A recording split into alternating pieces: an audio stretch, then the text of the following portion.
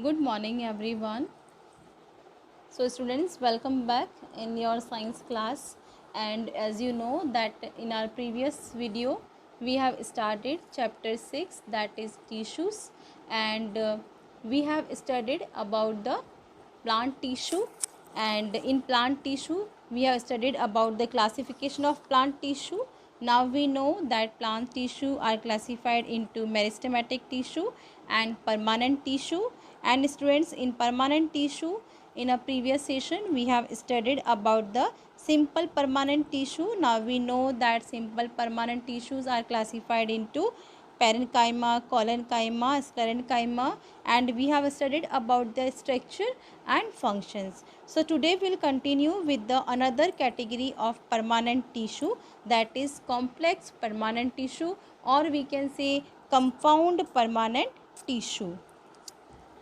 Complex permanent tissues are made up of more than one type of cells. There are two types of complex tissues. They are xylem and phloem. They are called vascular or conducting tissue. So, complex permanent tissue is made up of more than one type of cells having common origin. Regardless of different appearances, all the cells coordinate to perform common function. So, types of complex permanent tissue are xylem and phloem. Both of them are conducting tissues and constitute vascular bundle. This is a distinctive feature of complex permanent tissue. It provides them with the possibility of surviving in the terrestrial environment. So first we will study about the xylem. Xylem is responsible for the transport of water and minerals from roots to other parts of the plant. The cells of xylem have thick walls and many of them are dead. So xylem consists of various types of element which are tracheids, vessels, xylem parenchyma and xylem fiber.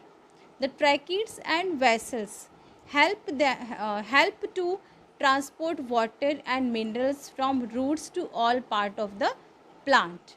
And xylem parenchyma store food and fiber, help in the support. So we can see that this type of tissue are working as a plumbing system for the plant. So xylem is made up of mainly tracheids, vessels, xylem parenchyma and xylem fiber. Tracheids are dead, long, tubular structure with the tapering ends, and they transport water and minerals vertically, as you can see in the figure also. Then vessels are long tube-like structure formed by row of cells placed end to end. They are also dead cell with lignified walls, and they also help in conduction of water. Then xylem parenchyma are only living cells of xylem with thin cell walls. It stores food and help in the sideways conduction of water. Then xylem fibers are elongated dead cells with tapering ends and thick cell wall. They are fibers associated with the xylem and supportive in the functioning of xylem. Then phloem. Phloem consists of sieve tube, companion cells, phloem parenchyma and phloem fiber. The sieve tube and companion cells transport food from leaves to all parts of the plant. Phloem parenchyma store food and fiber, help in support. So phloem transport food from leaves to other parts of the plant. Material can move in both direction in it. All phloem cells are living except phloem fibers. So phloem is made up of sieve tube, companion cells, phloem fiber and phloem parenchyma. Sieve tube are tubular cells with the perforated walls. Perforated walls means they are having small holes in the wall. They have thin layer of cytoplasm.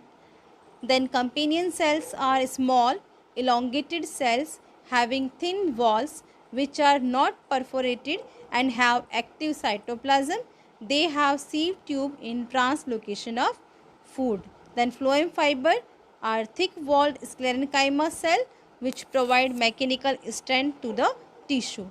Phloem parenchyma is helping in the storage and slow lateral conduction of food.